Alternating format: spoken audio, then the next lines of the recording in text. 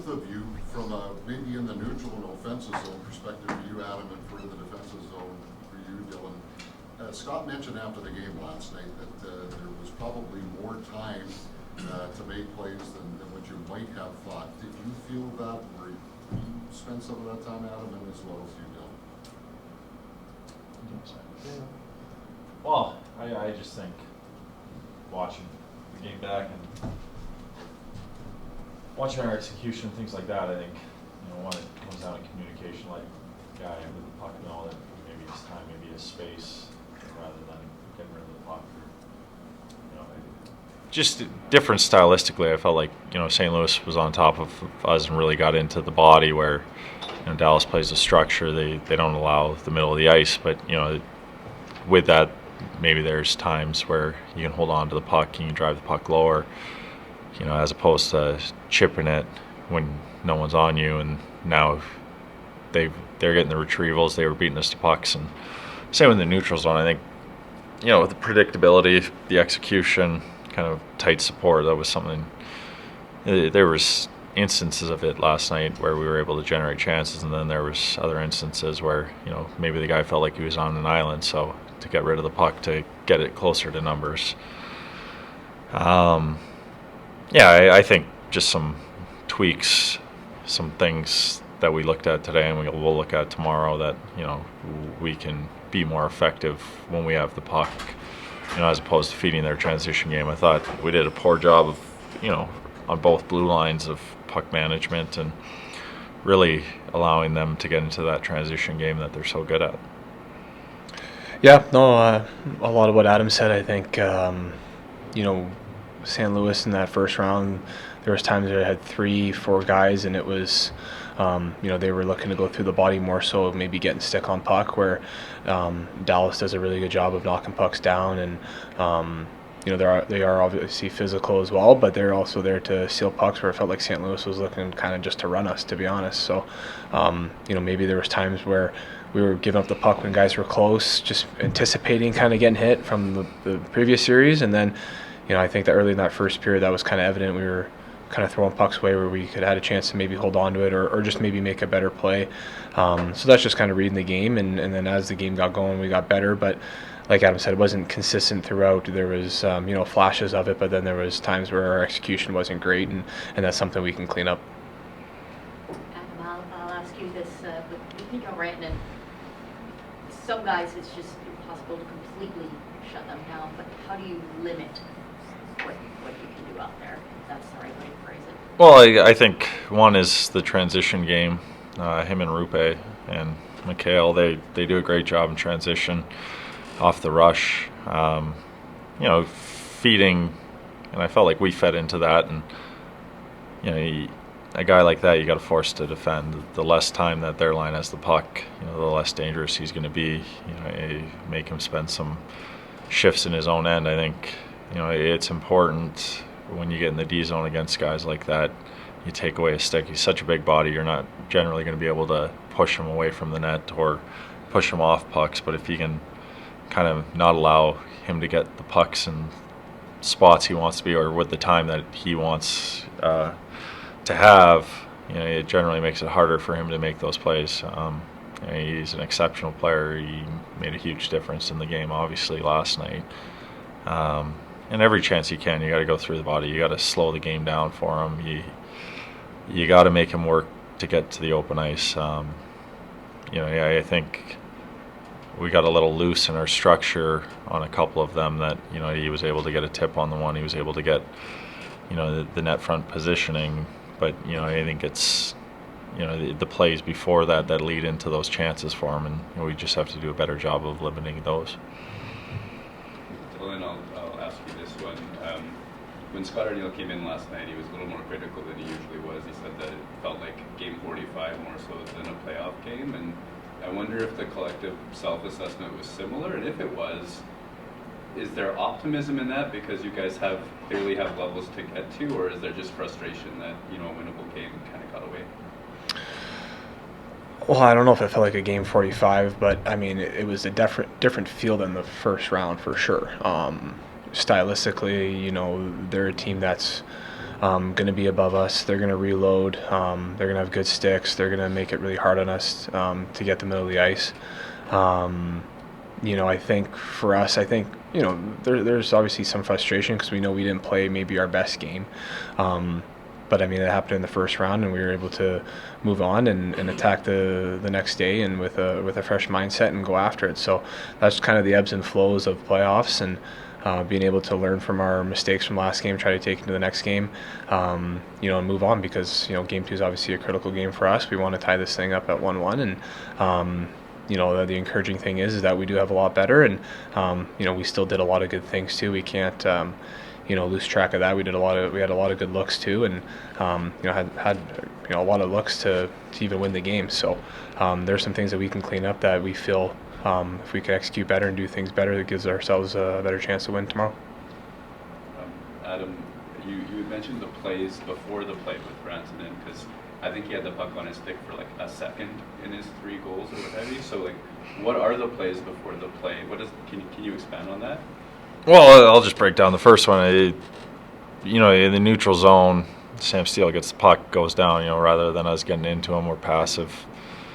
We kind of duplicate, and he hits the weak side. But generally, in our coverage and the way we want to play that, we'd play it differently. I think just be more assertive in terms of playing on our toes. I think that's where in the St. Louis series, when we were playing at our best, we were making quick decisions.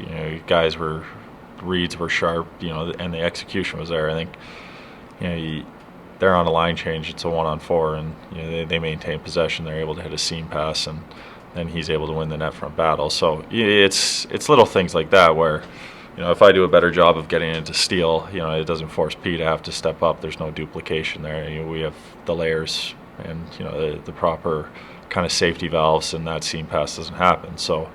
Things like that, I think we see it on video.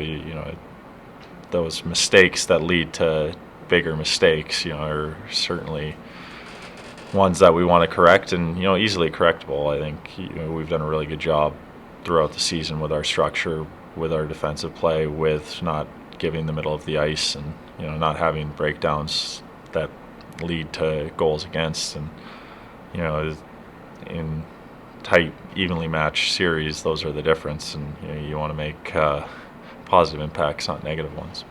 Adam, what are the keys to a crisper start for your group? Yeah,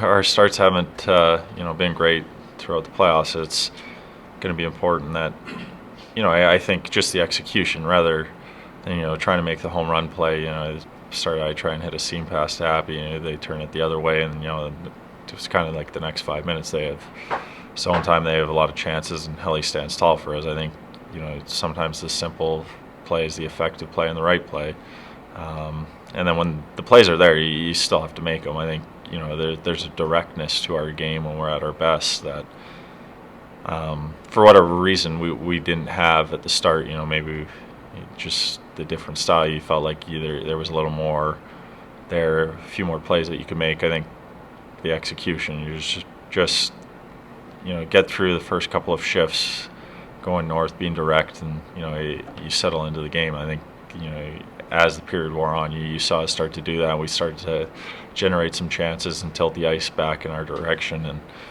that's something we talked about today, and something we're gonna look to do coming out of the gates in game 2.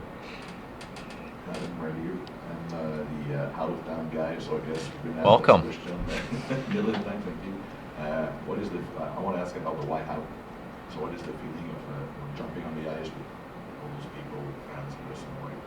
Yeah, the whiteout's incredible. I think you see it on TV, and it doesn't necessarily do it justice. But the rink gets brighter with everyone dressed in uniform, and you see the different outfits, the crowd chanting MVP at Helly before the game, and the anticipation for the game. And we saw in Game 7 the energy we were able to feed off of the crowd.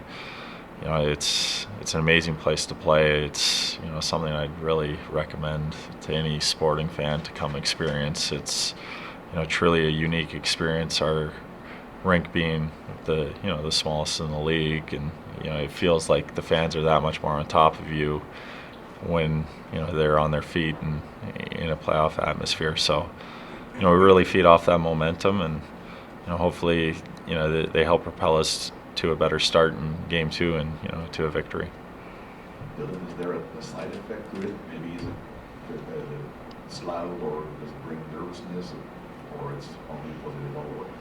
No, I think it's a combination of both for sure, because you want to play well in front of your fans, and kind of that nervousness, anxiousness, excitement all rolled into one kind of ball of energy, really. So it's a blast, though. I mean, the whiteout's unbelievable.